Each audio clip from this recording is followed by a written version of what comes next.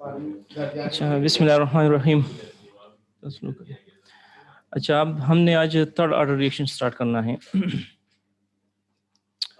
So what is third order reactions? If the rate of reaction is proportional to product of the concentration of each reactant raised to power unity, in case if different reactions are involved, or if rate of reaction is proportional to concentration raised to power 3, if one reactant is involved, then the reaction is called third order reactions. यानी जब हमारे पास different reactant involved होंगे तो इस case में rate is proportional to concentration of each reactant raise to power unity, जिसमें 3 reactant involve होंगे। और अगर एक रिएक्टेंट इन्वॉल्व है, in case of one reactant, then the rate is proportional to raised to power 3. For example, ये case है, first rate is proportional to concentration of A power 1, B power 1, C power 1. So rate is proportional to concentration of reactants of concentration of each reactant raised to power unity, or it is proportional to concentration of one reactant raised to power 3. Such type of reactions are called third order reactions. तो इस case में हमारे पास different conditions हैं. There are different cases of third order reaction depending upon the initial concentration of the reactants. ये एक different condition है. For example, A plus B plus C gives the product. तो पहला case when initial concentration of all the reactants are same. A, B, C तीनों का initial concentration A है, एक case तो ये हो जाएगा। दूसरा केस इनिशियल कंसंट्रेशन ऑफ एक रिएक्टेंट का डिफरेंट है और दो का सेम है, यानी A का A है और B और C का B, यानी तीनों का डिफरेंट है A, B, C। पहले केस में तीनों का इनिशियल कंसंट्रेशन सेम है, सेकंड केस में तीनों का इनिशियल कंसंट्रेशन डिफरेंट है, थर्ड केस में पहले दो का सेम है, तीसरे का डिफरेंट है, यानी दो का सेम और एक का डिफरेंट है। तो ये तीनों बाकी तीन एक जैसे हैं ना, जिसमें से दो सेम है और एक डिफरेंट है। तो एक ये तीन कंडीशन हमारे पास हो गए हैं, same initial concentrations, different initial concentrations और दो का सेम और एक का डिफरेंट, ये तीन केसेस हैं। तो इस तरह हमारे पास तीन तरह के रेट लॉ बनेंगे, यानी इसमें इसके लिए डिफरेंट होगा, दूसरे के लिए डिफरेंट होगा, तीसरे के लिए डिफरेंट होगा। So first, when initial concentration of all the reactants are same, so let us consider that the concentration of all the three reactions involved in third order reaction are same, that is A is equal to B is equal to C, और वो है A और A, initial concentration same है। Consider a third order reaction, A plus B plus C gives the product. So let the initial concentration of A is A moles per liter. The initial concentration of B is also A moles per liter, and initial concentration of C is also A moles per liter. ये हो गया initial concentrations when t is equal to 0, A का भी A है, B का भी A है और C का भी A है। After time t, x moles of the products are formed. So the remaining concentration of the reactants at different time interval will be A minus x, A minus x, and A minus x. So a rate of reaction is proportional to is equal to K into concentration of the reactants raised to power unity for each R power 3. तो ये हो जाएगा, ये equation number 1 और 2, these are differential rate expression for third order reaction when the initial concentration of all the three reactions are same, differential equations. अब इसको integrate करना है, to get the integrated rate expression, the differential equation 2 is integrated, यानी इस को जब integrate करते हैं तो इसका integral dx by a minus x power 3 is equal to 1 over 2 a minus x square kt and z, where z is integration constant. अब integration constant की वैल्यू फाइंड आउट करने के लिए put the t is equal to 0 when x is equal to 0 when t is equal to 0, यानी initial conditions. तो इसमें t को 0 put कर लेते हैं और इधर x भी 0 पुट कर लेते हैं, तो फिर z क्या हो जाएगा, ये टर्म खत्म हो जाएगा। सो 1 ओवर 2 a स्क्वायर हो जाएगा, क्योंकि ये 0 और ये भी 0, so z is equal to 1 over 2 a square. अब ये वैल्यूज इस इक्वेशन में हम पुट कर लेते हैं, तो 1 ओवर 2 a स्क्वायर के T plus, this is a straight line equation, जिसमें से ये y एक्सिस पर हो जाएगा, x t x एक्सिस पर, और ये हो जाएगा intercept. So this is one integrated rate expression for third order reaction. This expression is a straight line equation. Slope is equal to the rate constant and intercept is 1 over 2 a square. तो इसका एक graph क्या बनेगा, this one is the, इसमें से ये slope हो जाएगा 1/2 a² इंटरसेप्ट और स्लोप इज इक्वल टू के। अब इसको रीअरेंज करते हैं, रीअरेंजिंग दिस इक्वेशंस, यानी इसमें हमारे पास ये भी कंसंट्रेशन है, ये भी कंसंट्रेशन है, इनको एक तरफ ले आते हैं, 1/2a² माइनस 1/2a² हो जाएगा इज इक्वल टू KT, ये इस तरफ लेते हैं। फिर इसका ये एलसीएम ले लेते हैं, 2a² इंटू ये एलसीएम हो जाएगा, इसको रीअरेंज करते हैं, वी गेट दिस इक्वेशंस। तो अब इसमें कोई इंटरसेप्ट नहीं है। So this is another integrated rate expression for third order equation when initial concentrations of all the reactions are same. This gives a straight line having slope equal to the rate constant K. और इसका ये graphical representation है। इस तरह फिर इसके लिए half life अगर हम देख लें तो इसी इक्वेशन को हम रीअरेंज करते हैं, टी को एक तरफ कर लेते हैं, के को दूसरी तरफ लाएंगे। तो when t is equal to t half x will be 0.5a, यहाँ पर 0.5a पुट कर लेते हैं। तो इस इक्वेशन में ये वैल्यूज पुट x की जब बजाय 0.5a पुट कर लिया और फिर इसको सॉल्व कर ले, so we get t half is equal to k by a² या is proportional to 1/a². So it means half life is inversely proportional to the square of the initial concentration of the reactants. Half life zero order के लिए हमने discuss किया था कि half life is proportional to a. First order के लिए half life is constant, second order के लिए half life is inversely proportional to a, और थर्ड ऑर्डर के लिए half life is inversely proportional to square of the a. अब अगर हम इसको जनरलाइज कर दें, T half is proportional to 1/a(n-1), where n is order of reaction, ये जनरलाइज फॉर्म होगा। फॉर एग्जांपल अब अगर इसमें हम 0 पुट कर लेते हैं, 0 - 1, तो क्या हो जाएगा, -1 हो जाएगा, 1/a-1, और 1/a-1 will be equal to यानी इनवर्स, ये इसके बराबर हो जाएगा।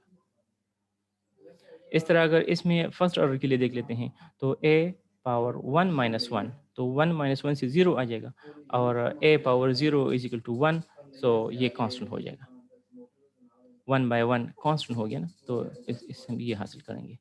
इस तरह सेकंड ऑर्डर के लिए अगर हम यहाँ पर 2 पुट कर लेते हैं तो ये हो जाएगा 2 - 1, तो 1 आ जाएगा, 1/a² आ जाएगा, और थर्ड ऑर्डर के लिए 3 - 1, तो ये आ जाएगा, यानी ये जनरलाइज फॉर्म है। इस फॉर्मूले को हम यूज़ कर सकते हैं किसी भी ऑर्डर के लिए हाफ लाइफ को फाइंड आउट करने के लिए। इस तरह unit of rate constant for third order reactions, इस टी को दूसरी तरफ लाते हैं तो ये यानी ये इक्वेशन हम यूज़ कर सकते हैं। टी को दूसरी तरफ ले आते हैं तो क्या हो जाएगा, ये भी कंसंट्रेशन है x और ये भी कंसंट्रेशन है, और ये कंसंट्रेशन और ये भी कंसंट्रेशन है। So it means concentrations for x, concentration for 2a minus x, और concentration square for a square, और concentration square for a minus x square, और time। तो ये इसके डायमेंशन है। तो इसमें से ये दो कंसंट्रेशन खत्म हो जाएंगे, यानी concentration square divide by concentration square खत्म हो जाएगा। सो कंसंट्रेशन -2 t - 1, यानी per concentration square per time, और कंसंट्रेशन का यूनिट है moles per litre, so we get 1 over concentration square time, ये इसके डायमेंशन हो जाएगा। सो रेट कांस्टेंट क्या हो जाएगा, मोलैरिटी स्क्वायर इनवर्स स्क्वायर और second inverse, or litre square moles per square and per second. इस तरह इसको भी हम जनरलाइज कर सकते हैं।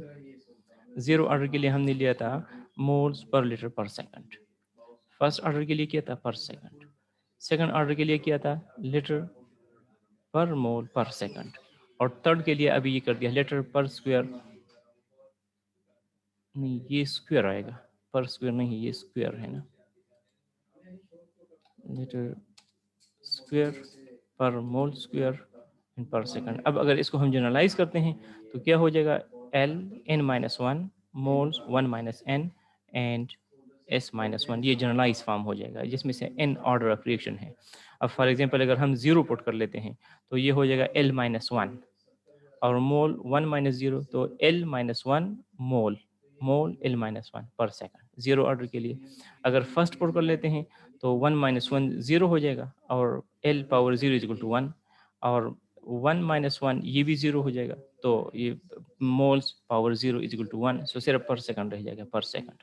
इस तरह अगर सेकंड ऑर्डर देख लेते हैं तो ये हो जाएगा 2 - 1, तो L हो गया, और 1 - 2, तो -1 और S-1। इस तरह थर्ड ऑर्डर के लिए 3 - 2 ये 2 हो गया, और मोल 1 minus 3 minus 2 हो जाएगा. So this is generalized form, general formula for the rate constant. Represent the order of reactions. अच्छा, दूसरी conditions when initial concentration of all the reactions are different. जिस तरह second order में किया था, A plus B plus C gives the product. So when initial concentration of A is A, initial concentration of B is B, and initial concentration of C is C moles per liter. After some time, X moles of the product are formed, then the remaining concentration of A will be A minus X, remaining concentration of B is B minus X, and remaining concentration of C is C minus X. So rate is proportional to concentration of these three reactants. This will be the rate expressions. R, K, proportionality की बजाय constant लगा लेते हैं और concentration को दूसरी तरफ कर लेते हैं. तो ये दो equations, these are differential rate expression for third order reaction when the initial concentration of all the three reactions are different.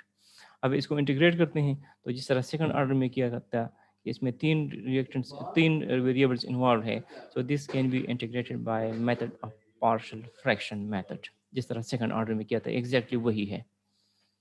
तो ये इंटीग्रेशन उसके लिए हमने यूज़ किया था 1/a minus x b minus is equal to a minus x b divide by b minus second order के लिए था. थर्ड ऑर्डर में एक सी भी है तो एक सी शामिल कर लेते हैं. बाकी वही प्रोसीजर है.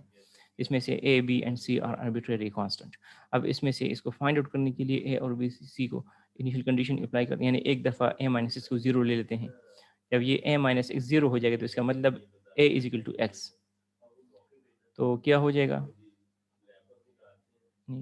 इस इक्वेशन को हमने फर्दर रीअरेंज किया है कि इसको a minus x b minus x c minus से मल्टीप्लाई कर दिया है तो ये 1 हो जाएगा और ये हो जाएगा a into a minus x, a minus खत्म हो जाएगा तो a into b minus x c minus x plus, यानी इस इक्वेशन को मल्टीप्लाई कर ले throughout by a minus x b minus x और सी माइनस एक्स, तो इससे हम ये इक्वेशन हासिल कर सकते हैं. अब इसमें एक दफ़ा हमने ये x is equal to a put करना है, इस x की जगह पर a पुट कर लें तो क्या हो जाएगा, b माइनस ए हो जाएगा, c माइनस ए हो जाएगा और a माइनस ए ये ज़ीरो हो जाएगा तो ये b वाला टर्म ख़त्म हो जाएगा. इस तरह a minus x a minus a इसकी जगह पर a पुट करें तो ये टर्म भी ख़त्म हो जाएगा तो सिर्फ a रह जाएगा. तो a will be equal to 1/a minus b a minus c. ये इससे आ जाता है b माइनस ए, लेकिन इसको अगर a माइनस बी कर लेते तो इसमें से माइनस को कॉमन ले लिया गया है. इस तरह दूसरी दफ़ा फिर b माइनस एक्स को ज़ीरो ले लेते हैं फिर x is equal to b. तो इस इक्वेशन में अगर हम ये पुट कर लेते हैं यानी x is equal to b तो x is equal to b, यहाँ पर b माइनस बी ये ज़ीरो हो जाएगा और b माइनस बी ये भी ज़ीरो हो जाएगा तो सिर्फ b रह जाएगा. So we will get b.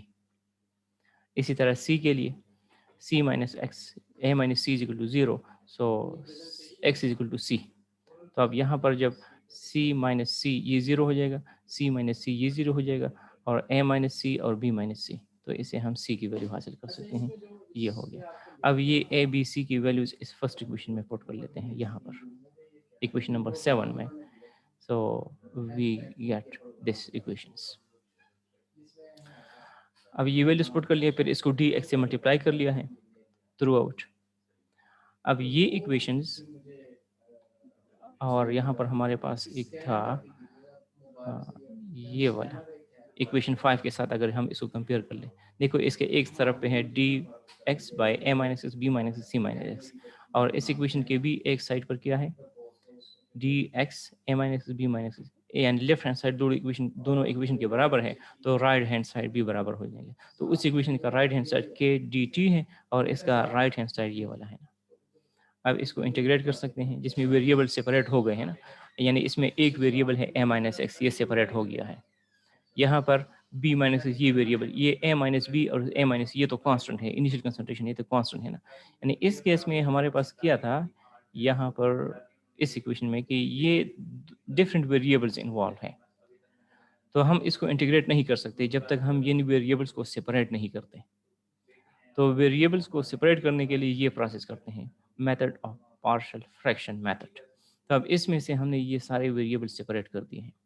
देखिए ये एक वेरिएबल सेपरेट हो गया है इसमें डी एक्स और a minus x, d x b minus x, d x और सी माइनस एक्स ये सेपरेट हो गए. अब इसको इंटीग्रेट कर सकते हैं. इसमें से जो कांस्टेंट है वो इंटीग्रेशन से बाहर कर लेते हैं. ए माइनस बी और ए माइनस सी ये कांस्टेंट है, इसको बाहर कर दिया और डी एक्स ए माइनस इसका अब इंटीग्रेट कर लेते हैं. अब इस केस में भी ये कांस्टेंट है बी माइनस ए और बी माइनस सी, ये अलग हो गया, और b minus d x b minus इसको इंटीग्रेट करना है। इस तरह इस केस में भी, तो अब D x a minus S जिस तरह फर्स्ट ऑर्डर में किया था, ये बराबर होगा minus log of a minus x. तो वो माइनस और ये माइनस खत्म हो जाएगा, यानी यहाँ पर ये लिखा गया है माइनस, ये d x by a minus is equal to minus log of a minus x. तो ये माइनस और माइनस फिर प्लस हो जाएगा ना। हाँ, इस केस में भी फिर प्लस कर दिया है ना। इस तरह यहाँ पर भी log of b minus x, और ये माइनस और माइनस ये प्लस हो जाएगा, 1 over b minus a b minus c is equal to log of b minus x. और इस तरह इस केस में भी, तो ये हो जाएगा स्ट्रेट लाइन विथ जिसमें से z इंटीग्रेशन कांस्टेंट है। अब इस z को फाइंड आउट करने के लिए put x is equal to 0 when t is equal to 0। तो इसमें ये हो जाएगा log ऑफ a प्लस ये टर्म्स log ऑफ b और log ऑफ c, और ये 0 हो जाएगा, तो z will be equal to, ये हो जाएगा 1 over a minus b b minus c log of a। तो ये z की वैल्यू, अब ये z की वैल्यू यहाँ पर लगा लेते हैं, सो के टी, और ये इसको फिर दूसरी तरफ ले आए हैं, यानी सिंप्लीफाई कर दिया गया है ना। एक दफ़ा यहाँ पर लगा लेंगे तो ये हो जाएगा इंटरसेप्ट, और फिर दोनों कंसिडरेशन को एक तरफ कर लेते हैं और सिंप्लीफाई कर लेते हैं। तो finally we get this equations. Equation 8 is a straight line equation without intercept. इस केस में इंटरसेप्ट होगा, लेकिन वो भी सिंप्लीफाई किया गया है ना, कॉमन लिए गए हैं। तो ये सिंपल मैथमेटिकल रीअरेंजमेंट है, आप खुद कर सकते हैं। तो this equation 8 is integrated rate expression for third order reaction when concentration of the reactions are different। तो ये छोटा सा आज का लेक्चर था। थर्ड ऑर्डर रिएक्शंस एक दो कंडीशन हो गया, और तीसरा कंडीशन है जब इसमें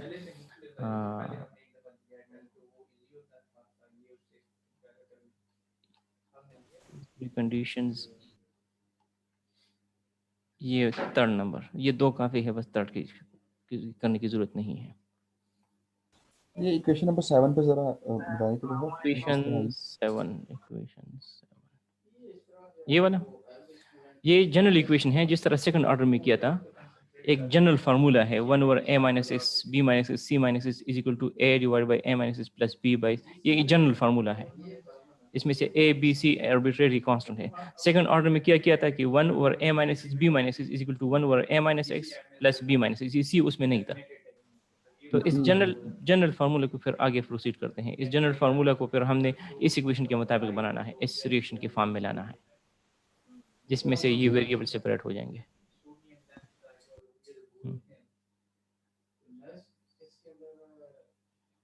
हाँ, और कोई